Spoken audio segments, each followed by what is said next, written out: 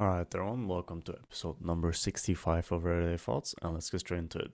So starting off, I want to emphasize on or talk about a mistake that I notice myself doing here and there, maybe a bit too often, which is focusing too much on what other people are doing wrong or poorly, and too little on the things that we ourselves are doing right and correctly.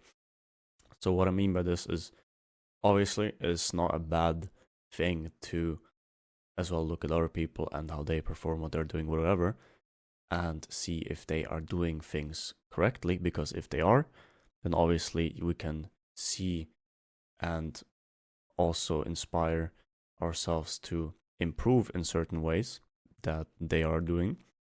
But when they're doing things wrong or poorly, we can just look at that and see as well, again, to not improve in that way, but just to avoid those things and don't do the things that are making it seem or look like they are people are doing something wrong.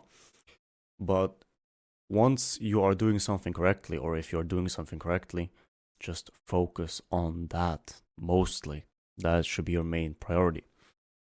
And then the next thing, which I find extremely interesting, but in hindsight or retrospect is actually a really good idea, just emphasizing the word good, which is when there is a problem or big problem ahead of you, just answer it with good.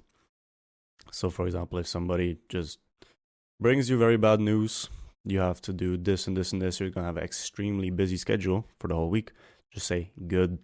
Why?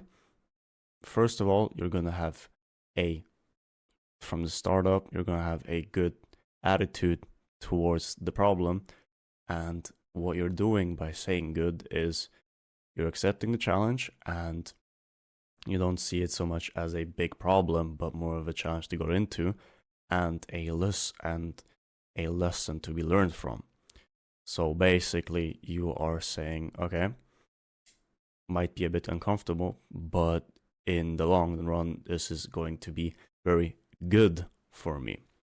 And the last thing I want to talk about is hesitation, which is basically a byproduct of thinking too much, in my opinion. So if you're used to just evaluating absolutely everything, pros and cons, what is good, what is not, you're probably going to hesitate on a lot of things. But some things, especially when it comes to fear, you can't hesitate.